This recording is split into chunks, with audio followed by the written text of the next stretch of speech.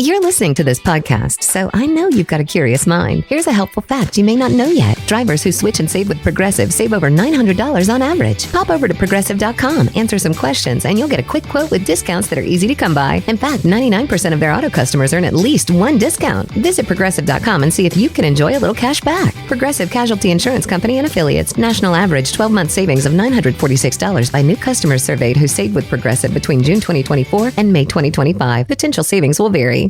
This episode is brought to you by Progressive Insurance. Do you ever think about switching insurance companies to see if you could save some cash? Progressive makes it easy. Just drop in some details about yourself and see if you're eligible to save money when you bundle your home and auto policies.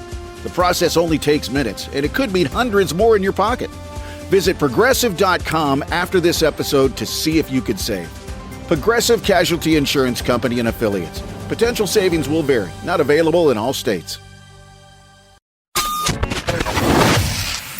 Yay Networks. You're listening to the Chatty Daddies podcast. Welcome to the Chatty Daddies, a podcast with three dads who think they are parenting experts. We have found out we're not, though. Shocking, guys. Today, we're going to talk about our kids. We are talking about playing team sports. We're talking about sleepwalking. We're getting into a lot of it, but I just want to say that today I am going to be doing something very dad-like, and really? That is I'm going to lay down some fresh sod. Dude, I look up to you now because there's this lady in my neighborhood, and I've lived in this neighborhood now for a week, and she goes out to her garden roughly for about 6 to 7 hours a day. Mm-hmm. Oh. She's there in the morning, then I'll go do things. I come back, she's still out there, and she's just tinkering. She ripped up some grass and put some new sod down. Like, I don't know what, how do you do that? How do you find the right squares? All that stuff is just, it's like rocket science. See, I've got to plant sod because I'm not doing what she's doing. I'm not maintaining my lawn. So, like, the sprinkler schedule's all off. Grass has died. I've got little mud spots. So I'm just going to, in this kind of like, I don't know, 5x5 section of mud, a mud patch. I'm just going to lay down some new sod and hopefully it grows. This is a dad question. This is the dad question. How often are we supposed to be sprinkling? How do you, I think I do it 3 times a week. Oh, it's 3? 2 to 3? Mine's at 2, bro. Yeah, I think my city only allows me to do it twice a week. Okay. Oh, so I got to check with the city. Just do it at night. They won't know. They won't look. Do it at night. That's when you should do it anyways. Now that it's going to start getting warmer, do it at night. Nick, what type of grass are we talking about here? We got St. Augustine at the Adams household. That's the bougiest of all of the. Yeah, I mean, that's the highfalutin grass for sure. Okay, well, before you come at me, I didn't plant the grass. You know, I didn't plant it 30 years ago when the house was built. They have St. Augustine at the White House. Do they? I have no idea. Well, they have St. Augustine at Lowe's and Home Depot, so I don't know how bougie that is. No. That's like they have big pallets of grass at Home Depot, and you just grab a couple squares and you take it back home. I don't actually know what I have, so you might have a Bermuda, or perhaps St. Augustine, probably. What's the difference between the Bermuda and the St. Augustine? I don't know. Couldn't tell you. No idea. Do they let you lay down on the grass? Is there like when you go to a bed store, like a mattress store? Which one's going to make me the itchiest? Take your shoes off and run your toes through it. Because people always ask me, when I work out or when I play anything outside, I'm always wearing tights because I am allergic to grass. Mm-hmm. And now it's to the point where I even wear it to the gym just because I'm so used to any time working out. I wear tights solely because if just a little bit of grass touches me, I get these red bumps all over. Really? And they're the itchiest. Yeah. You also like the tights because they make you feel supported. Yeah, it does. Yeah. I do. In the last, 5 years, I have switched to the more spandexy compression boxer briefs. God bless them. They're so wonderful. And I've been running a lot lately, so I got some long underwear, not like all the way down to the ankles like JC usually wears, but like just down to the knees. And oh my God, life-changing. Do I need to go all the way down to the ankles? Those are compression underwear, yeah. Yeah, they're amazing. From what I gather, they're supposed to help us with like our muscles and stuff, like keep them warm and actually help with a little bit of non-pulling and all that good stuff. At least that's what I've heard. I don't know if it's correct or not. So I choose to believe that, and that's why I wear it. So you've been allergic to grass since when? Did this flare up recently, or? No, it's been since I was a kid. I would just notice, like, playing football, I would always come home and be miserable. That was what I was going to ask. And the only thing that helped me was when I just started wearing long sleeves and long, long stuff on my legs, and that was the only thing that alleviated it, which sucked in the summertime. Gotcha. It just sucked, but it helped me not be itchy. Even though we've kind of moved on, can I tell you why I got into compression undies? Please. Why? Because I went to a college football game once, and I had so much butt sweat that I was self-conscious the whole time because I was wearing like cotton boxer briefs, whatever the regular Hanes cotton things.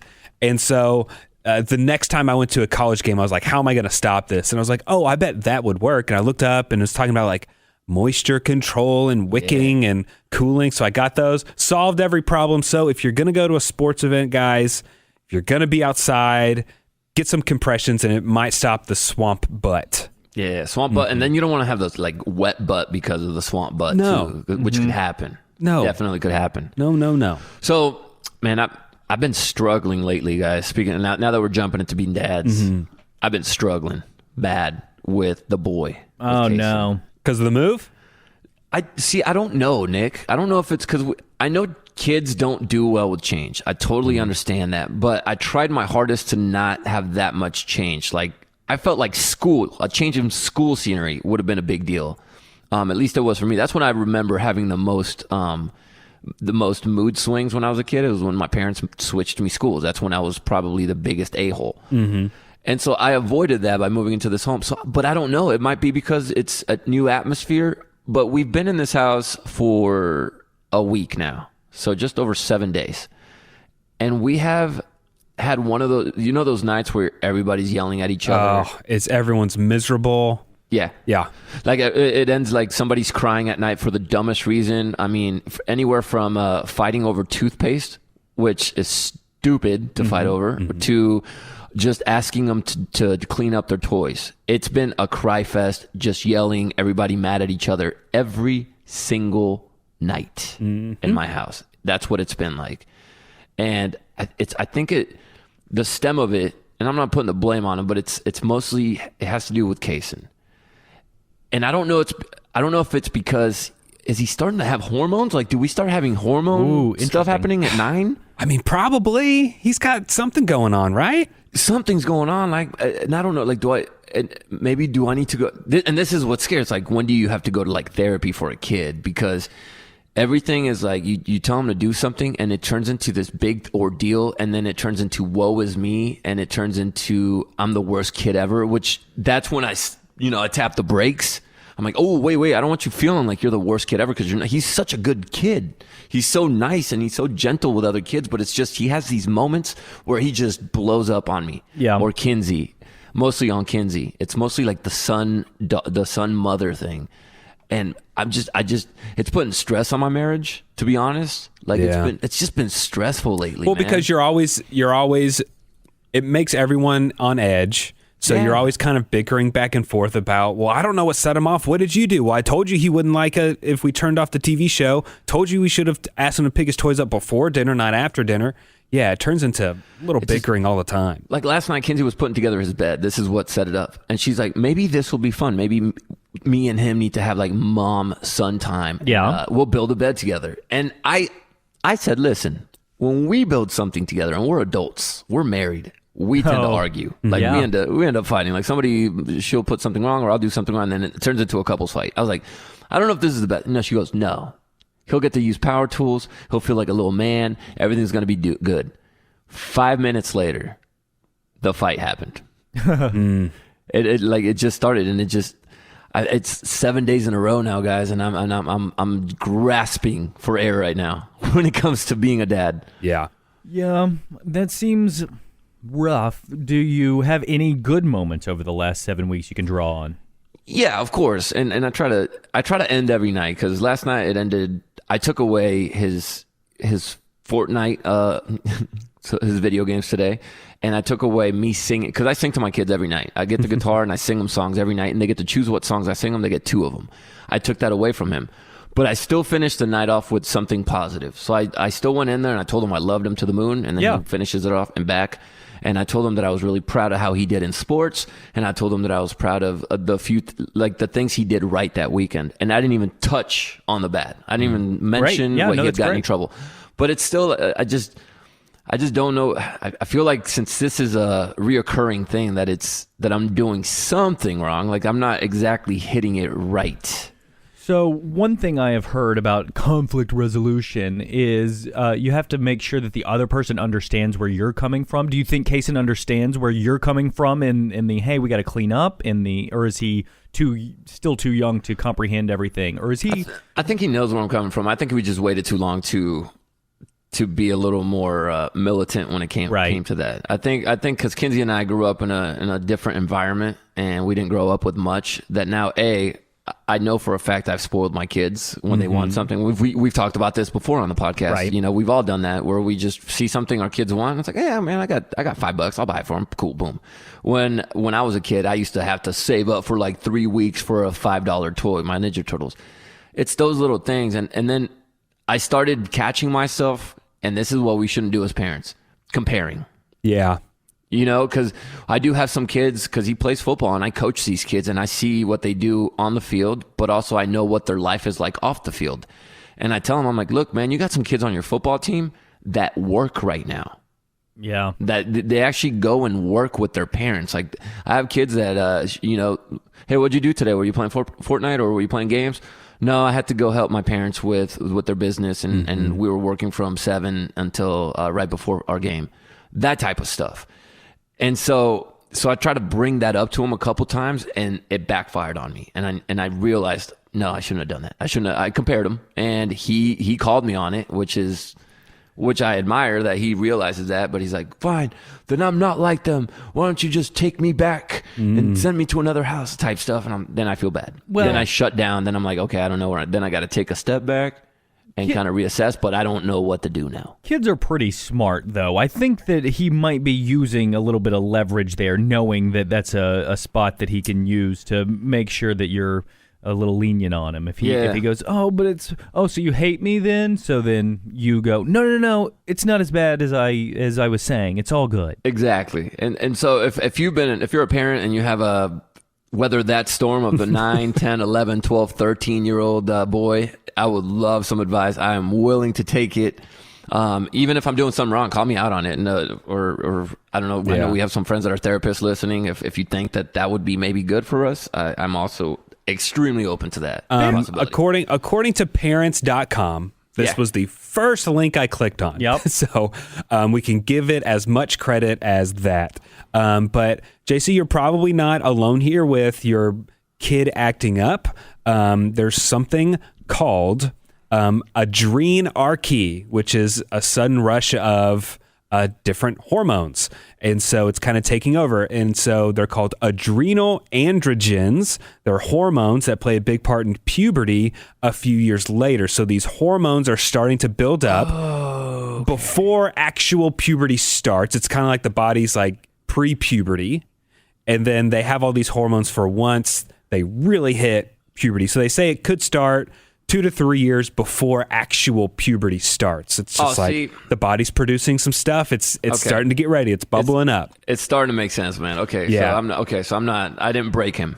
Yes. No, you didn't. You did not. So, and then this also says like how to handle this sudden phase and all the emotions that come with it. Because I know there's a lot of parents that are maybe going like, JC, yes, please tell us. Yeah. Yes, we need this. So for handling the sudden rush of hormones in prepubescent kids, it says one of the doctors on this site is quoted as saying, talk to your child about how they're feeling when both of you guys are calm, not in the heat of the argument, when you guys have both simmered down, probably even like the next day. You know, you've removed yourself from that situation. Encourage them to take deep breaths when they're feeling annoyed, just kind of behavioral management like that.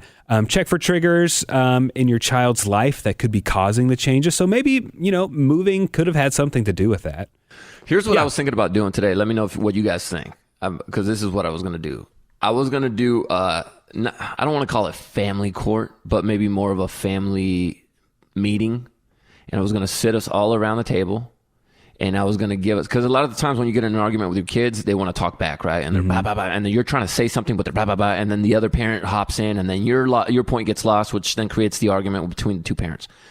I wanted to do the 30 seconds, what's going on, what do you want to say, what's got you down, what do you want to change? And you get 30 seconds to speak on what's going on. And maybe you don't have anything. Maybe like, no, I feel okay. I feel happy, which is probably what Chloe's going to say. Yeah. And then maybe that way he can get some of that out, that frustration, without any interruptions. That might work, but I think a way that you could broach it is by you saying something, maybe you giving an example of something that you're feeling, and maybe you apologizing for how you handled the last blow up or something. So like, you're being open and honest. It lets them know, okay, this is a place that I can do that too. Maybe that could work. Okay, yeah. See, so I was planning on doing that maybe today or tomorrow with the kids. I'll let you guys know how it goes next week. Have you ever called a family meeting before? No, I wouldn't say we have. I mean, we've had family talks, but not like a family meeting. But I feel like they're old enough now to understand, right? Because when they're that little, like Nick's kids, too young, they're not going to understand it. But now my kids understand meetings now. Like they get what a meeting is. They know it's probably something serious. Like if you just get into the serious conversation at dinner or something, that's one thing. But if it's like, okay, let's pause the video games before you go play with your kids. Hey, for 2 minutes, I just need to talk to you guys. Come in here. Right. That could be good. And just one more thing before we move on. Another doctor on this article at parents.com says, warns against allowing your child to behave badly simply because of their hormones. So you should still kind of keep your kid in check, but don't let it be an excuse. But you also probably shouldn't. Yeah, you shouldn't let them use that as an excuse to misbehave. Right. Perfect. So you still need to call them out on their behavior and stuff. Maybe when you guys are both calm. But there was a time recently where my kids were. It was during our spring break. My wife had something to do in the morning, so I was all by myself with the kids in the morning, and morning times are really chaotic and stuff. And so they were both, arguing about their breakfast or doing something, and they want your attention so much. And, kids don't understand, like, hey, when I'm talking to this person, don't yell and interrupt so that I can talk to you. Right. And so every conversation is just chaotic. And I had a big blow up moment where I screamed really loud and they both stopped and their eyes got big and they didn't know what to do. And then a few minutes later, I had to apologize and said, hey, I'm sorry. I did not handle that right. I shouldn't have yelled. Yeah, so, that's something we definitely need to do as parents, because whether we slip up and curse or we yell at them and raise our voice, I'm glad you said that, Nick, because we always need to go back and say, hey, I'm sorry, that was wrong in that. I'm sorry, I raised my voice, my bad, because we got to show our kids that we are human and that we are going to apologize when we're in the wrong. Yeah. Trey, during our last podcast, you had said that you had hoped to talk about traveling and stuff like that, because it's, we're past spring break now. A lot of people have already started traveling. Summer's coming up, so people are thinking about getting out there more. And maybe it's just going out, not even a traveling thing, because the whole thing's a nightmare. Just going to the Arboretum this past weekend, there's prep the night before to go on a 3-hour excursion to the Arboretum. We're packing diaper bags and making sure there's milk, and if my wife needs to pump, we got to have the pump and a couple extra bottles for that. We need to make sure that there's an extra change of clothes. How do we fold up the stroller, which was an embarrassing moment in the parking lot, me trying to figure out how to undo everything with a packed Arboretum parking lot.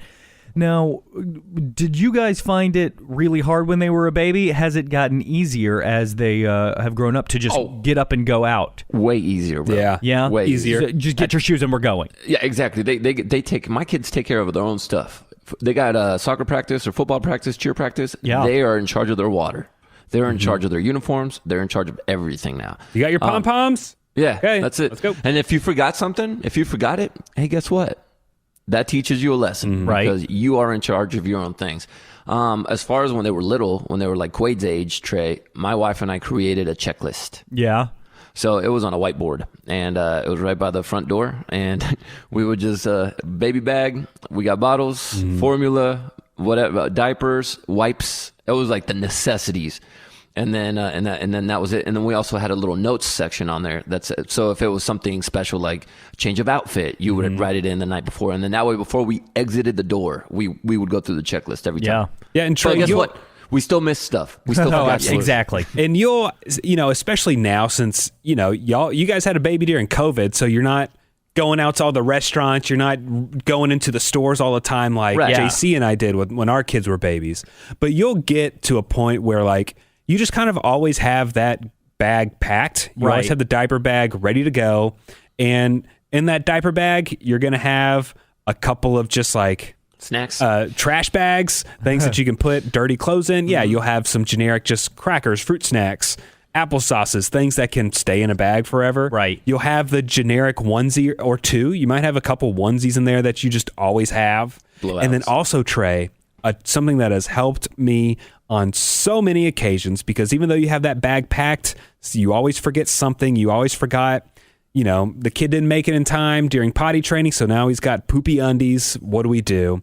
I also, in all of our cars, we have like a Ziploc bag in our trunk that it's like a separate emergency bag. Right. It's like the emergency diaper bag. Nice. So you go back and there's a change of shorts. There's some underwear. Smart. There's a spare diaper. It might be a size smaller than the diaper that we you gotta need, remember to switch them out. Yeah. But it's there. It It's got grocery sacks to put the dirty cloths in and bibs and stuff like that. So yeah, always have that. When did y'all start taking your kids on vacations? Has everybody been on an airplane?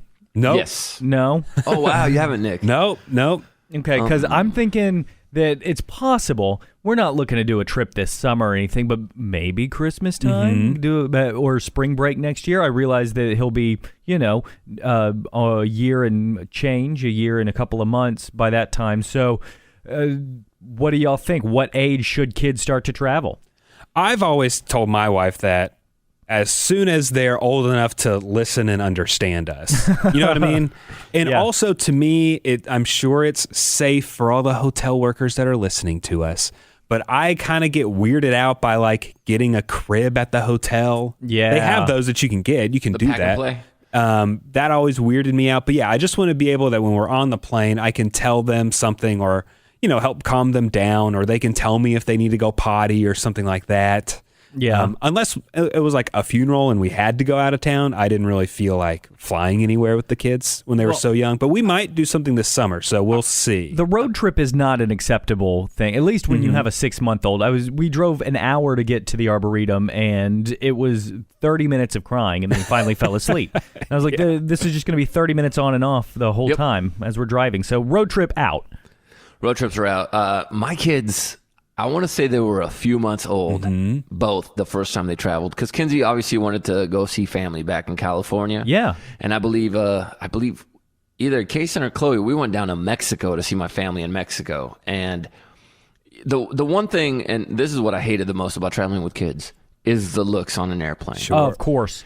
If you walk into that airplane with any child under the age of 4, you are going to get the, oh, I hope to God you're not sitting by me. And even then, 4, I don't want them directly next to me. That's for sure. At 4, they sure can kick the back of my seat. Yeah. They might be a little more annoying, and they're going to be peeking over and going like, "What's that? What are you watching?" I don't know. Your parents should have booked you the window seat because I'm closing this shade. But luckily, I had the easiest time traveling with my kids every time. I have never had any issues with my kids except that one time we were potty training Kaysen and we lost his poop in his shorts, and it came out when he was walking down the aisle and he kicked it into somebody's chair. But aside from that, it's been really good. So you're going to get a feel for how easy your kid is in these situations. And luckily what I've learned, and I'm very hard. I don't let the children get on their iPads a whole lot. They have these Amazon tablets. Right. But we went on one 3-hour road trip during COVID. We went to a farm, a family farm where no one else was there. And so we went there 3 hours away. They each had an iPad. That was great. We stopped like halfway through, had a little picnic lunch somewhere, and we got back in the car, watched another show. They'll sleep for half the time. And that was wonderful. So luckily I'm looking forward to slapping an iPad in the kid's face on the airplane give them a bunch of fruit snacks and Cheerios, and hopefully they'll make it through a flight. So you're thinking of flight for this summer, Thinking possibly? of flight for the summer, yeah. We may try and hit up a beach at some point during the summer or something. So we'll see. I don't know. Sounds good to me. I was worried that I can't take Quaid skiing ever. I've never been skiing. And so I don't want to look like a fool out there. Yeah. Like, we got to go to the bunny school You together. need to leave Quaid at home for one ski trip. Right. You and Kara go get it down. Yeah. And then you take him the next year or something like that. Right. My friends just got back from a ski trip with their kids who are around my kids' ages, and they said the kids had a blast. Hey, when you're a kid, you can fall down a lot. You're not falling that far down. You're not falling that far. However, Mackenzie's friend ended up breaking her butt bone. Oh, no. Yeah. Gosh. She broke her butt bone from falling so much. horrible. Meanwhile, the kids are zooming down the hill. Yeah. Like they couldn't even keep up with the kids. They were so good and so fast. And like they didn't care. They had no fear because they didn't know any better. GC, can you ski? No. Never have. I bet Nick is a good skier. I can ski. I'm not great. I'm good. Yeah. I mean, I might be a good skier. I've just never done it. Just based on the way Nick dresses, I assume he's a good skier. I don't know why. Preppy. And my wife, her family, she grew up skiing. So she was the little kid on the mountain skiing, and my wife's really good at skiing. And so I don't know when we'll take our kids. We haven't really talked about that too much. It's so expensive going skiing, and now I gotta watch this little kid learn to ski and deal with that all day. So that's I don't know. I don't know what we'll do. Any idea what the suburban family, regular old tourist, I'm not going to Vail or Aspen or whatever, I'm going to the resort that's on a mountain that everybody goes to. Any idea what that would cost a family of 3? I'm gonna say 5,000. $5,000? You could do it cheaper than that. But I Okay. mean, it depends on if you're flying or driving. That's a huge cost. Boy, Yeah, I've never done this, Trey. I was just throwing a number Yeah. out there just because it seems expensive. there's almost nothing in this world Yeah. that's fun enough for me to spend $5,000 on it. You're spending probably Disney World. $300-400 a night at a hotel, so you'll probably ski for 2-3 days. So you're there for 3-4 nights. You've got meals, equipment, rentals, Clothing. You'll have to like buy your at least jacket Yeah. beforehand. You might be able True. to rent pants and boots and all that stuff. I mean, it's very expensive. Yeah. So yeah. I guess all the add-ons I haven't been thinking about. $5,000? Oof. The theme park vacation is where that's where all the cost sneaks up. Yeah, on. well, you just did a theme. Well, you did like Yeah. a Six Flags, so you didn't have to like stay in a hotel or anything like that. But we did a Disney World last Yeah. year for New Year's. and that's pricey. That was pricey. Yeah. So and then we did Disney World as well last year, and that was even more pricey. Yeah, so it ends up being, I want to get in here and get this the hat, and that's Yeah. a $60 hat.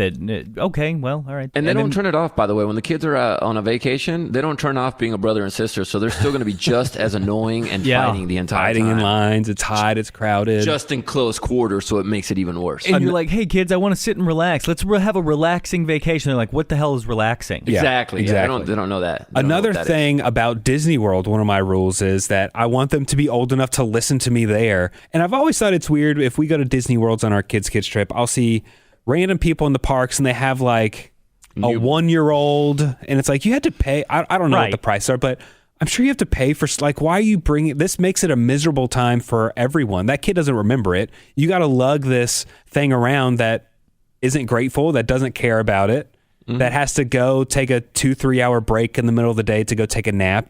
So then you got to go back to the hotel. Then you got to come back to the park.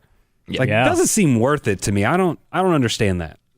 I did it with Chloe. Was 4 months old. We went to Disneyland. Yeah. Because we were in San Diego and we went up to LA just for the day. Sure. And she ended up getting a 104-degree fever. Oh, no. So we spent all that money to go into the park with 2 kids, met Mickey for a second with Kaysen, and then had to leave.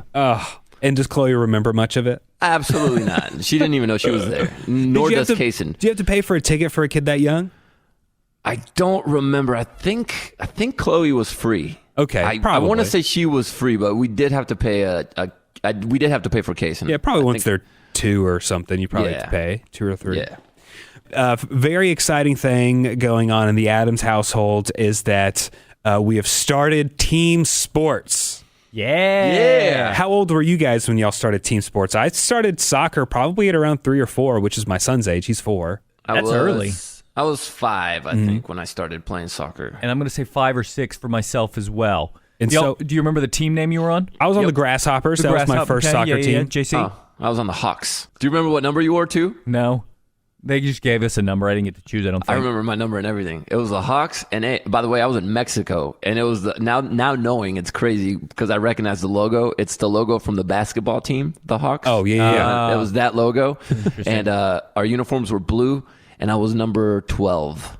Nice. Well, that's not. What was the Spanish number? 12. Okay, 12. Thank you. Wow. Yeah. And so last year we had signed him up for like a 3-year-old thing, but COVID canceled it. And so it was a year later. So we're like, well, let's sign him back up again. And so he was very nervous because even right now, he thinks about going to kindergarten. He gets scared that he's not going to have friends. He's always thinking about, is he going to have friends wherever he goes? And so we kind of built up this soccer thing a little bit. And he's like, but am I going to have friends? He didn't know. And we kept telling him like, hey, your cousin Harper plays on a soccer team. Your cousin Ben plays on a soccer team. He's like, oh, they're going to be there?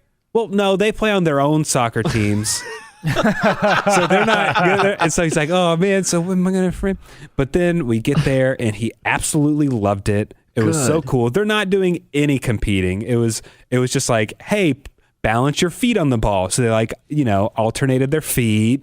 And then the teacher was like, okay, we're going to do small kicks.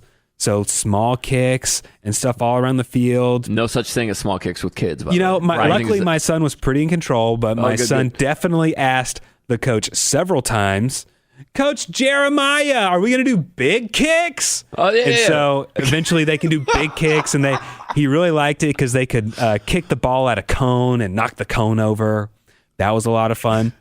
Luckily, he had a blast. He enjoyed it. So, and then we were at the park in our neighborhood, little playground in our neighborhood. We were doing the swings, and another mom was there and she said that they're going to start a neighborhood t-ball team this week. So this week we're going to go do a t-ball thing, and hopefully he should enjoy that too. So nice. Yeah, we're excited. He will have friends at, so he's not going to have to. Exactly. Well, he doesn't know a lot of the people in our neighborhood again because COVID's kind of forced us inside a lot, and so hopefully this will be a good thing for him to meet kids that he's going to go to kindergarten with in a few years. Yeah. So hopefully this works out really good. Did you get hit up to be a coach? No, but the dad of the husband of the mom that I was talking to, he was like, yeah, I got roped into it.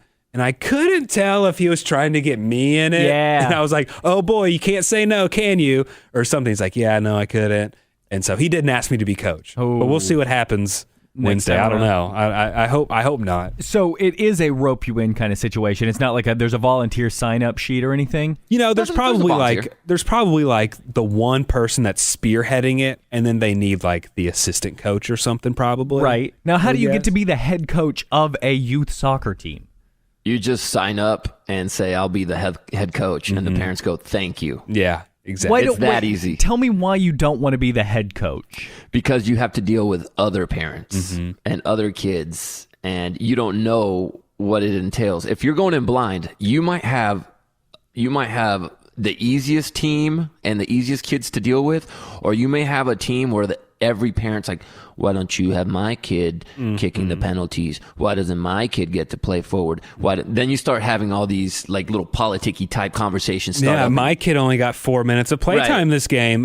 Timmy over there had 27 minutes of playtime. I kind of want to be a head coach. I've done it a couple times, Trey, and I've had to kick off kids and parents off of the field and the team during a game. And you get just a power trip out of it, don't you? No, it's not. You hate it. I like the coaching aspect. I like practicing with the kids. I just don't like dealing with parents when they're too tough. And luckily I've done this for like 5 years now, and I've only had one parent that has been just absolutely almost impossible to deal with. Right. And with some age it gets to be impossible because everybody's like actually trying to think their kid is going to make it to the NFL. Right. But so you're an assistant coach right now for football, JC? Right now, yeah, I'm one of the so I coach the quarterbacks, and we do have a head coach, and I help with the offensive coordinating and all that good stuff, and a defensive coordinator. So now we have our own little roles, and That's a lot for a kid's No, because you still got to get your plays and stuff. Well, like at practice, all the groups got to break up. Quarterbacks over there, linemen go over there, running backs over there. How many people do y'all have?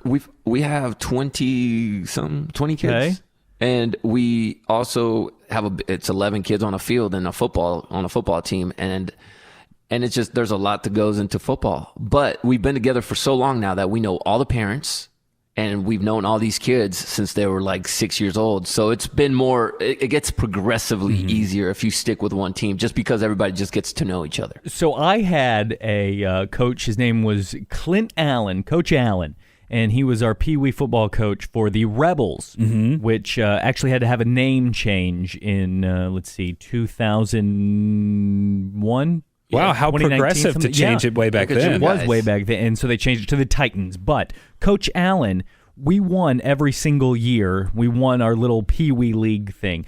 Coach Allen was so good at coaching our Pee Wee team, and his son, of course, was the quarterback. He got a job at the middle school when his son ended up going into middle school. The coach, our coach, got a job offer from Kimbrough Middle School so that he could coach his son still in middle school. I thought that was pretty baller. Did he take the job? So well, yeah. Nice. He did. I didn't play in middle school, so I didn't get to see what happened with him, and I don't even remember if they did very well. But I thought it was pretty cool that he did so well that he changed his name to Bill Belichick, and he turned out to be the greatest coach of all time. Okay, I got to know. I don't want to be a coach at all, but I got to bet, JC, one of the coolest feelings, walking around with that whistle on your neck. Yep. You got a clipboard. Oh, that'd be so cool. Yeah. All that stuff. I did have to. Do you have a cool tracksuit that you wear? Do all the coaches?